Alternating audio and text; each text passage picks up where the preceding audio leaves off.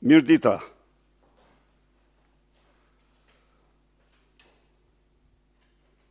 Sot jam këtu për të denoncuar kërcënimin madhor që Edi Rama dhe mafia rrezikshme që qëndron prapa tij në qeveri, parlament dhe institucionet tjera, po kërcënojnë në mënyrën më të egër procesin më jetik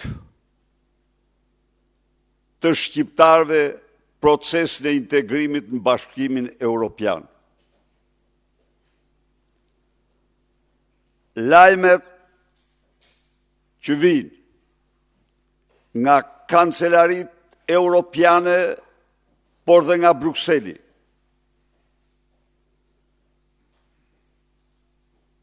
dëshmojnë se Edi Rama është në rreth të kuq,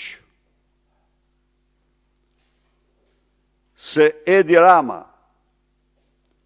në kundërshtim flagrant me të gjitha zotimet që rrjedhin nga procesi i integrimit, po fakton sa ai për interesat pushtetit tij, për të mbrojtur veten nga krimet e rënda që ka kryer, është i aftë të marrë çdo vendim, pavarësisht se blokon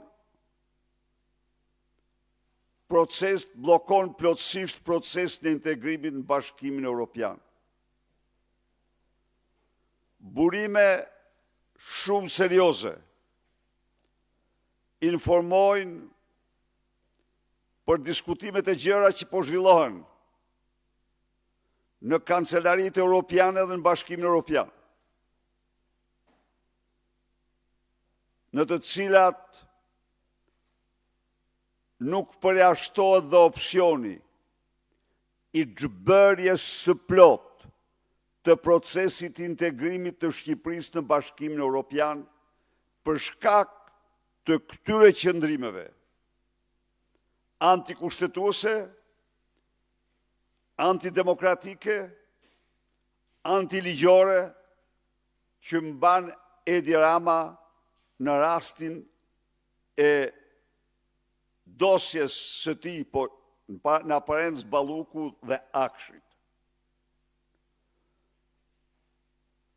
Unë kam paralajmëruar dhe paralajmëroj prapë shqiptarët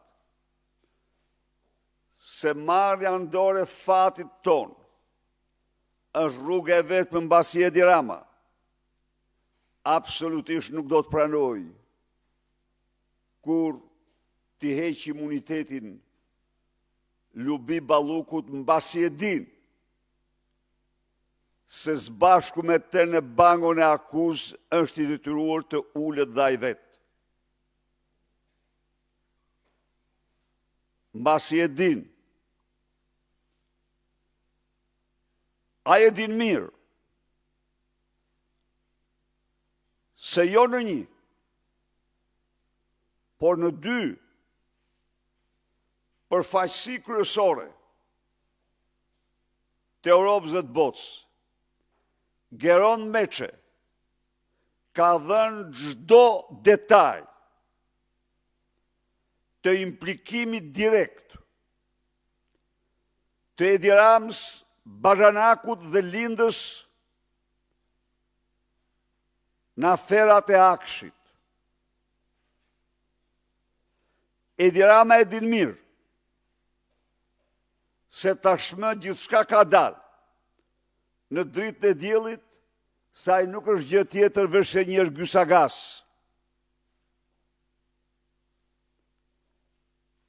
Ndaj dhe përpritet në këtë mënyrë.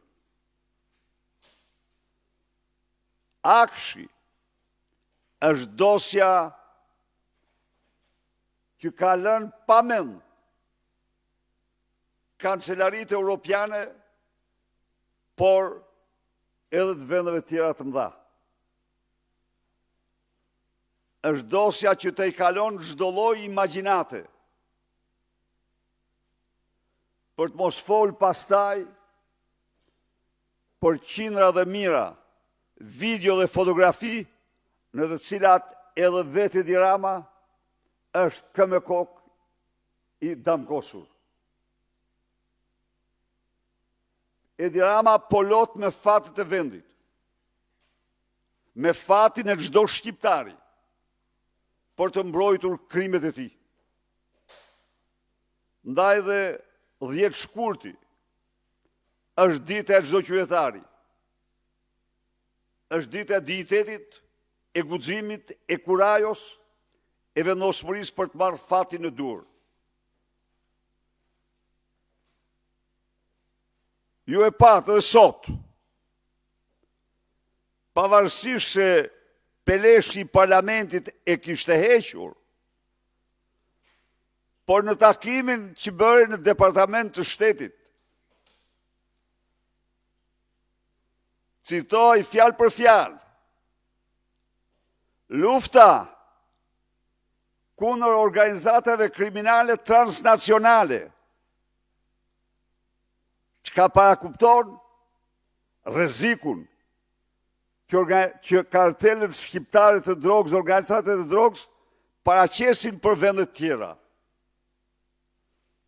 Dhe ajo censuron, duhet lexojmë njoftimin e departamentit për të marrë vesh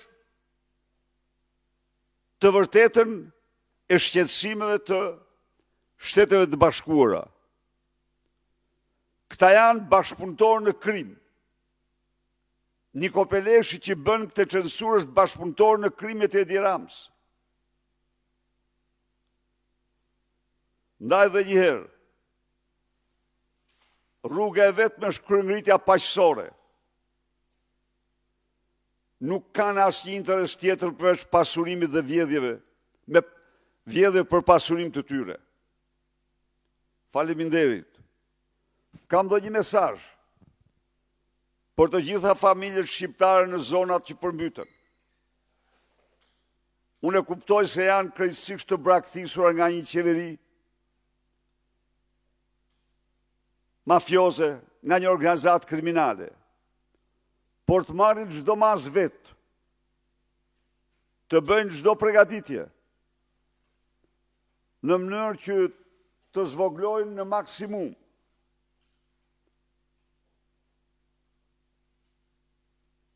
mundësit e dëmeve të një përmbytje në potencial. Të dhanat janë për mot të madh. Dhe ky mot rrezikon më shumë se i pari, për një seri arsyesh, sepse nuk është marrë asnjë mas, nuk është bërë asnjë rregullim pas përmbytjes parë, dhe gjendja është akoma më e rëndë. Sigurisht deputetët e PD-s dhe këshilltarët e saj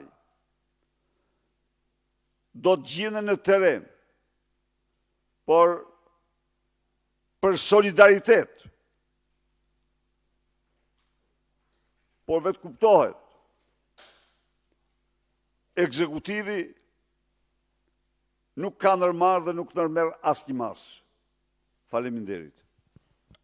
Zoti Berisha, në rast të një rreziku të mundshëm potencial për negociatat e Shqipërisë në Bashkimin Evropian, Edi Rama zgjedh të sakrifikojë integrimin e vendit për të mbrojtur dhe mos lëshuar Belinda Ballukun. Cila do të jetë përgjigjja e opozitës? Pyetja e parë. Përgjigjja e opozitës është një dhe vetëm një. Kryengritje paqësore gjerë në largimin e tij. Kjo s'ka. Ne, domethënë, jemi vunë djeni, ose si tush kemi marrë një djeni për zhvillimet në kancelaritë europiane dhe në Bashkimin Evropian. Por ne jemi të sigurt se pavarësisht nga vendimet nuk vjen njeri për ta larguar, do ta largojmë ne Edi Ramën. Kjo është gjithnjë qëndrimi ynë. Natyrisht është shumë e hidhur. Pse? Sepse një xhbërje e procesit e nxjerr Shqipërinë absolutisht në një orbit krejtësisht tjetër. Por ama një gjë, me shkrim dhe me gojë, para jush, por dhe në audienca tjera shumë të rëndësishme, ne kemi paralajmëruar se ky vend, kjo qeveri dhe ky regjim, nuk plotëson në mënyrë absolute asnjë kriter në proces të integrimit përveç pozicionit gjeostrategjik të Shqipërisë. Këtë e kemi thënë edhe atëherë kur Edi Rama ngrihej në qiell si frymëzim por reformat që ka bërë. Ja tani që po i shkelmon me këmbë ato të cilat i paraqiste si të jashtëzakonshme. Ja cili është Edi Rama sot. Po e kuptojnë, po pak me vonesë. Sigurisht në ata kontenet ishim të partë, dhe ne ishim. Zoti Berisha, edhe një pyetje tjetër që lidhet në kulmin e debateve për rrogat e gjyqtarëve, ish ministri i drejtësisë dhe njëherash kryetari i Komisionit të Ligjeve të Partisë Socialiste Ulsi Manja ka paralajmëruar gjyqtarët e GKK-s që t'i vënë gishtin kokës të mos bëhen noter të prokurorëve, ndryshe do të ndërhyjmë.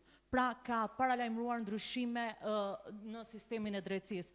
Partia Demokratike do të bëjë pjesë të këtyre ndryshimeve? Faleminderit. Partia Demokratike s'bëhet pjesë në absolute asnjë ndërhyrje. Edhe radhën e kaluar e theksova dhe tani. Gjykatësit dhe prokurorët e vendit kanë të drejtë 100% të pretendojnë një piramid rrogash në frymën e kushtetutës dhe të ligjeve. Kanë të drejtë të refuzojnë një piramid rrogash e cila është ndërtuar totalisht mbi baza qëllimesh të zeza politike. Gjykatësit dhe prokurorët, me gjithë plus minus dhe tyre që kanë si që kanë të gjithë grupet tjera, nuk kanë patur as vrejtjen më të vogël. Edhe në atë kohë kur rrogat e tyre të prokurisë së krimeve të rënda, po marrë atë nuk shkonin më shumë se 1.400-1.600 euro. Sepse piramida e rrogave ishte ajo që duhet të ishte sipas frymës kushtetutës. Kurse Edi Rama, për të ndërthyer një grup mercenarësh kundër opozicës, u vuri atyre rrogat më të larta në Europë, rroga që nuk ekzistojnë. Në vendin me rrogat më të ulta të tjera në Europë.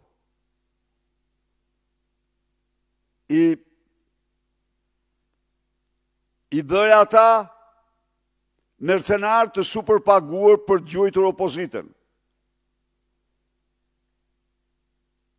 Nuk e di e murët vesh apo jo. Por një kompani e quajtur me këtrim, mos gabohen, me këtrin ose me këtrim, është kontrolluar para pak ditësh 2 herë. Pse u kontrollua kompania, do thoni ju? Na duhen dokumentat e veturës Flamurnogs që ka blerë Flamurnoga. Se që është veturë, Range, mos gaboj është, po. Shkuar njërën ditë, i thanë ata s'kemi. Shkuan ditë tjetër, u thanë nxirrni. Çfarë doli? Veturën e kishte bler Lul Basha. Dhe sapo, jo se është skene bukur kjo shumë, sapo punojsi, i tha orë zotëria s'ka ardhë kur me ble këtu vetur. Dhe i tha këtu, po ja i dha kjo ato dhanat e veturës, po këte vetur, tha, e ka bler Lul Basha, ja ku i ke. As që i mori fare dokumentat. Jo, se krim duhet ishte për flamurnokën. E kuptoni ju se çfarë? Por ngjarje reale kjo, taze. Tha, ja ku kjo, tha, këte firma, ja ku, e ka bler Lul Basha këte vetur. Merë dosë, ja, tha, nuk më duhet për Lulit. Dëgjoni tani, se që kemi të bëjmë.